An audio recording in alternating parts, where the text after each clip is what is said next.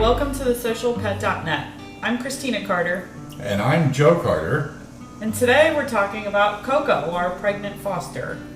We got our pregnant foster from Eastern Herding Dog Rescue some time ago, so talking back and forth here about it, why don't you tell everybody a little bit about CoCo?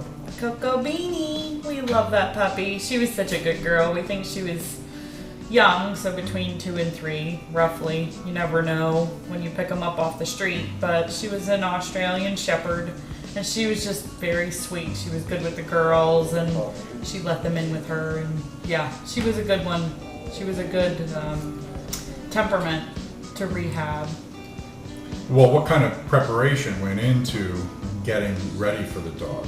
Yeah, fun times. She came on a Tuesday and had those puppies on a Friday, so we had to get stuff set up really fast. We had to have a whelping box, at least somewhere for her to have those babies and keep them safe while they explored their world and she got to know us. So we had to have the space for it. We had to know what to do, at least a general idea of what to do for her and for the puppies if something happened. The personal temperament, not everybody is geared to whelp a litter or birth them, really. It's hard to say goodbye once the time comes. You've raised those puppies for 7 or 8 weeks, and then waving goodbye is one of the hardest things ever. So you need to be able to cope with that at the end. And it's not an end, it's a beginning. Yeah, so you're saying it is a lot of work. And of course, Christina has children, but more importantly, I have grandchildren. And so the point being that we did some prep work for helping them to get acclimated to that whole gain and fun and work and loss process. So you want to describe a little bit about what we did to make that happen, to get them involved? Well, with the girls, we prepared them. We gave them the whole picture. We said they are going to be messy and smelly and noisy. And in the beginning, they were in the room next to them, so they had their very own room. It was a daily thing. And so they were able to come in, and we gave them responsibilities. So they came and they were the puppy socializers to get them used to kids and or rough people, and so it was a very good thing for them. They had to learn responsibility, and the puppies also got the and CoCo. They all got the socialization they needed. CoCo got the idea that people weren't going to hurt her. It didn't matter if there were loud noises or quick movements or other animals coming in, and it was all good times. So that's what we did, is we used it as teaching moments for the girls to say, hey, this is when you accept responsibility for something like this is what it means. You have to go from the very beginning to the very end, whether you want to or not. Yeah, and I would add too that we had to prepare them pretty well for the fact that CoCo had an unknown past. Although we knew that it was stressed, we didn't know to what degree. And she did arrive here on the malnourished side, very skittish, and had undergone a lot of recent stress in addition to being highly pregnant. So getting the girls acclimated to that was part of the deal too, I think. Anything else you could think of? That's a good one. It's just preparing the girls for not knowing what CoCo's personality could be, how protective she would be. Because, kids are excited about puppies. They want to squeeze them and play with them and just hold them. I know I did. Yes, and potentially a mama who had been stressed in the past could interpret that as aggression or, yes, to misinterpret it. So we had to be very cautious about their boundaries. And they're really good with that too. They're skilled, but we still have to be very careful. It's like crossing the road. You have to do what you're supposed to do, and then it's safe. But if you don't do what you're supposed to do, it's very dangerous. Yeah, we did gamble a little bit, but I think it paid off really well because the girls were socialized with what to do, and then CoCo realized that, hey, this is pretty cool. I get to lay here and feed these babies these leeches of mine, and the girls are gonna rub me. Oh, this is kind of nice. I could get used to it. And of course, that is a real world impact on the dogs too, and the girls. So that was all great.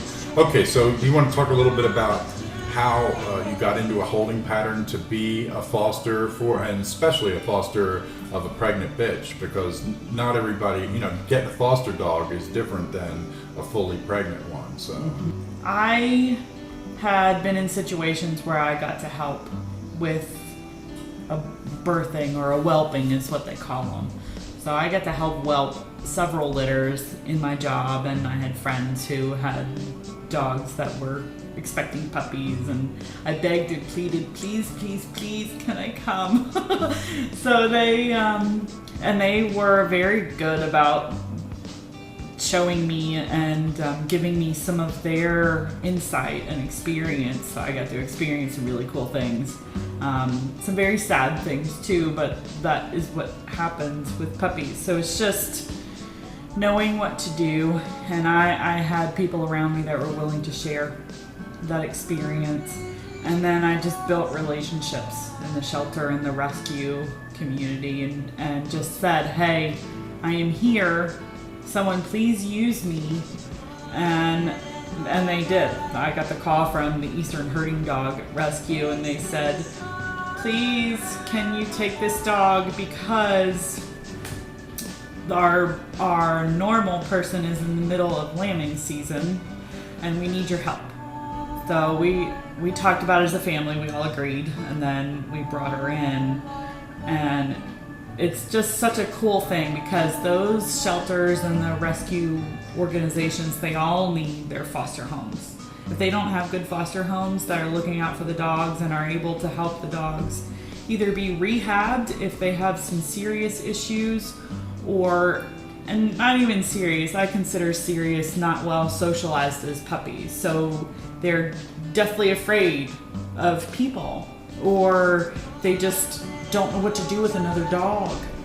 Resource guarding. I mean, there's just many, many things that I think those are serious issues, because it can harm the relationship between the dogs and their family. They need their foster homes, and they need those people that are willing to step up and say, okay, maybe I don't know everything, but I'm willing to learn, please help me. And they typically, a rescue organization or the shelters, branch out, look everywhere in your community. They all need someone. They're willing to do the training. Some of them have training classes. So you would say then that getting these dogs socialized so that they can function in the context of a house is really the end goal, and that not everyone is necessarily equipped to do that with the skills that are necessary to get these dogs, particularly like a CoCo, who has been exposed to all kinds of environmental things that may have given her some habits that make her a little bit less able to be functional in a human animal mixed society. So yeah, and then what the shelters or the rescues will do is you typically have to fill out an application. So they try and match the type of dog that they're receiving, they're intaking, to your skills. So, and sometimes there'll be a challenge because there's something hidden in there that they didn't see, but yeah, they do generally try and match the dogs with the people that can help them the best. Can you help people to know, just in general, why is it that you particularly foster, and then maybe expand that outward to why in general a person might consider that as not only an option but an opportunity? We did it for ourselves. I mean, we are a little selfish for people. We like to help, and this is one way we can do that. We did it for the kids because, again, they learn from the very beginning what to do with the puppies and how to socialize them well, and how much work it is and how much effort it is. But it is so worth it in the end, because now they get to see all those pictures of the puppies in their new homes and and how big they're getting. And we do get to visit the one that's with St. Francis. So Yeah, one of the puppies went on to be a service dog. Yeah, she's in their puppy raising program right now, and hopefully they said she's a handful, but hopefully that means that she's gonna come out of it and say, I have personality, but I can listen too. And that was CoCo Jr.? Yeah, CoCo Jr. We attempted to pick that one that had already the talents and sort of cultivate it too and expose it to things that would be helpful in its new environment of being a service dog. So it all worked out really well so far, so very good. They're happy with her and she's happy. And again, the fostering thing, we did it for ourselves, the kids, and then the dogs. The dogs are the really big reason why. Because if we can reach those dogs, we get to reach other people and we get to meet some pretty awesome people at the other end of it. I know the first dog we had, Bree, her people are wonderful and they just adore her and can't say enough nice things about her. They sit on the swing out in their backyard and they've shared stories. And then we get to educate people in what it means for us to be able to build those better relationships between people and pets. And just a small correction, I was first dog from Eastern Herding Dog, yes. Not first dog, but yeah. So how about if we talk a little bit about the story of getting CoCo, what it is that we all went through and what happened? CoCo came very pregnant. She was very stressed from the long travel. She came from 2 states away. Anyway, a long trip for her, as pregnant as she was. So she was supposed to come on a Monday, and it was a mess. So she was supposed to come on a Monday. The transport, things happen usually on a transport. So she didn't end up coming until Tuesday. Tuesday she got here, she was still panting and looking a little stressed, so that's when we warned the girls to kind of back off a little bit. So panting is one of the signs of can be one of the signs of high stress. High stress or early labor. So that was a concern for us. But Wednesday we took her into the vet and we actually got an x-ray of to see how many puppies we were expecting. And we saw 7 clear skeletons, and that's how many puppies we got. So she was bouncing around that transport. She was bouncing around with no real place to call home. So she didn't have a home. And we weren't quite sure how she would react when she got here, but she was also malnourished. You could feel her bones, even with her being pregnant. You could feel she was giving her all to her babies. It was really difficult to assess her behavior profile in the midst of all of the variables, such as being highly pregnant, malnourished. She was also really bleached, hardcore from the sun bleached. She was actually a brown dog that had turned red. Mm-hmm. That was a trying but fun and all sorts of thing time. She was so fun. What were the priorities about getting her situated here? Getting her comfortable and sleeping in the whelping box with her, because again, not knowing what home situation she had come from, if she was just left to her own devices outside and maybe she just kind of ran off from her people or got lost or whatever, but it was just making her comfortable and making her feel like the people were not going to hurt her, because we needed that bond to be able to handle the puppies. So having nothing but her current behaviors and factoring in the fact that she was going through some fairly unusual circumstance in her own life at the time, to assess who she was and what she was all about, what type of behaviors did you notice and what did that tell you about who she was? I noticed that she didn't have any issue with people. My kids were all not in her face, but they were around, and she actually ran up to them and sat and insisted that they pet her and pay attention to her. Just love me, she said. Now, of course, instead of sitting, she would flop down on the ground and say, this belly is too hard to drag around. But she was very sweet toward people, and at that point, I did not feel comfortable for her to let the other dogs loose, and just, it wouldn't have been fair So Right. we waited on that aspect until a couple weeks after the puppies were here. But kind of looked like she was trying to guard some things, so I thought maybe she had some hard times out and about guarding her food, or having to fight for it, or not finding enough, or whatever. Maybe she lived with a pack of dogs that she just didn't know what to do with herself, and she didn't know how to play. She didn't know how to play. Retrieve? No thanks. She was also a little reactive. If anybody, like, even if it was, coming on summer or whatever, somebody picked up a fly swatter, she assumed it was about her. Mm-hmm. And so that kind of had some flavors of things she may have been through in the past. Yeah, she was slightly gimpy on the one side, so I don't know if she had an accident when she was young. She is not going to be a good agility companion, but not everybody needs that. They just want a cool, very cool, loving family member, which she was, or is.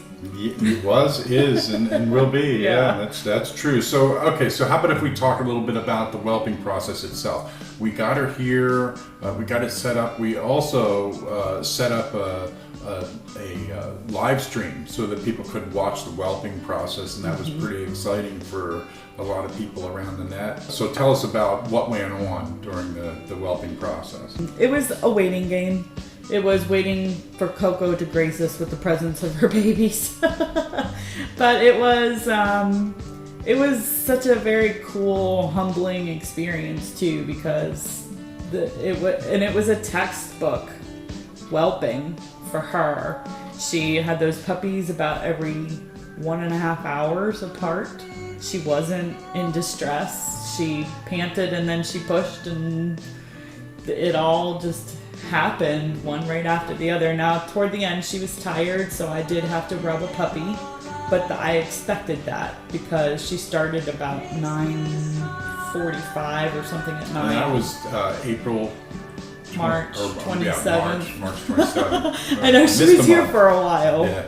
But it was March 27th and 28th, so she had them over Friday night into the wee hours Saturday morning. So yeah, she was okay with me handling those puppies right after she had them. So that's another So thing what did I you knew. do? Why did you handle the puppies, and what was the reason? The only reason I handled puppies at that point was because she was tired and I had to rub them to get them dry, make sure that their airways were clear. Like I said, the last puppy, she was really tired and she didn't really have the energy to mother it like she needed to. So I dried that one off, and then we also weighed them when they were born to check to see, so we could have a starting point to know from that point forward Whether they were gaining weight and all of that, because that's one of your best measures of health from birth on. for little puppies. Yeah. So what if they're not gaining weight? What does that tell you, and what do you do about it? If they're not gaining weight, it tells me that there is something preventing them from absorbing those nutrients, whether it be they're having a bodily something, they have a liver shunt, or there's something internally wrong, or they're just not getting enough from mom. There could be something going on with the mother, so we would have to supplement them, give them a bottle with the puppy milk replacer, or sometimes you can get away with just doing goat's milk or an enzyme supplement. It's called Benibac, but that's what I did for the puppies, and it seemed to really help, especially if they get constipated or if they're really gassy and bloated and just cry. How did CoCo respond to like the whole birthing process and her new surroundings as a mother? Can you give us like the big picture, the large umbrella? The big picture. She was a little worried at first, and then she came to accept all of us. The people were easy for her, I think. She went from, no, you can't touch my puppies, the cats don't even think about looking in my room, to, I'll just lay here and growl at you as you go by because I don't have the energy or the time for that, to, I'm going to bounce at you and play now because And You're by my the friend. way, feel free to feed what's his name. Yes. Yeah. She went from fearful to queen. Oh, and she was so fun. So she got used to the other dogs, the cats, the neighborhood. She didn't want to go anywhere. She knew where her place was, and she was okay with that. And she didn't feel like she needed to guard it or... Now, she would bark when people would come, or she thinks that there's something that she needs to tell you about. But other than that, we didn't have dog fights.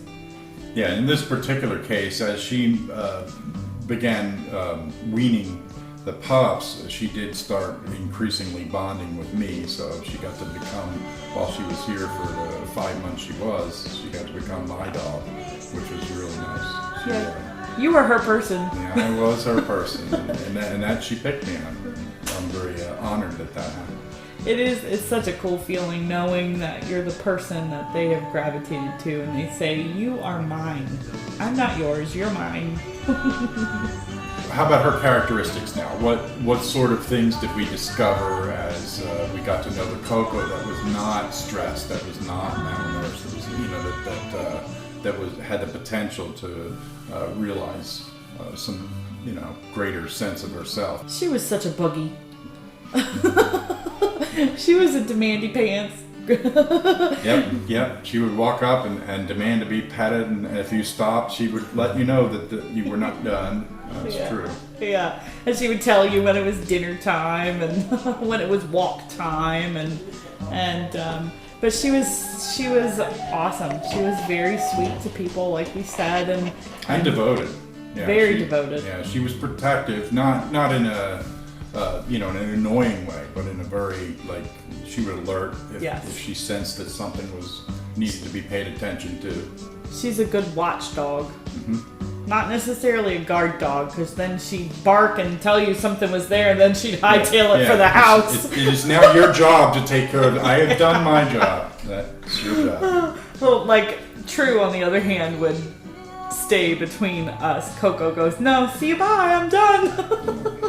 But she was vocal, and then she would bark when she would greet us when we came in, and she wasn't alone often, but when she was and we would come back, she would just be ecstatic to see her people, especially Grampy. She likes to play. She loved to play with the Border Collie, with Image. Oh yeah. They would race every morning. Yeah, sometimes they'd raise a lot of cane and knock a few knickknacks down if you get rambunctious. And we did take them for walks every day. And in fact, she was very helpful because she was border bound in terms of respecting and staying relatively close to help True and Image really get acclimated to their boundaries off the leash. Yes. So she was arrived here late March, and middle of August she did eventually find her forever home. Now, but prior to that, each of the pups also found their forever home. Can you tell us a little bit about how that puppy process happened, and then how she herself landed her forever home? I dropped them off and ran away screaming with my hair on fire. No, I cried. Of course I did. They were here for 8 weeks after we had bonded and the whole raising process. So that's why it can be difficult on some people, because it's hard to say goodbye. But Eastern Herding Dog Rescue does an awesome job at screening their homes, and they are very good at matching the criteria or the personality traits of the people and what they're going to do, so their home life, to the personality of the dog that they're wanting to adopt. So, yeah, they picked their homes, and then I took the puppies and left them for their first vet visit, and then Eastern Herding Dog Rescue came and picked them up and got them adopted out to their homes. We get updates on them, so we are a member of their Facebook group, and we get to see pictures of the growing weeds that they are. And I'll tell you, it's amazing that I think their dad was a Labrador, So the Lab Aussie mix, and how much they still look like CoCo, even though they're solid color and they look like Labradors. Some of their faces, the expressions are just like hers. It's very, very cool to see as they grow. But Yeah, it is. yeah, and then CoCo found her forever home with Trista and her family, and it was meant to be.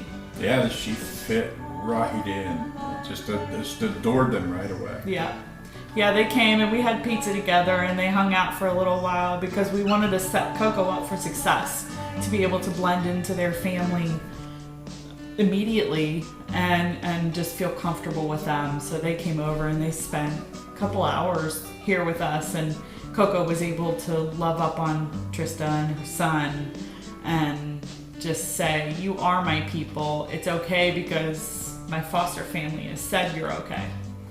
Yep, and we also sent some things, her bed and then all of that, so some of her familiars to help her make the transition. But it was very quick and easy.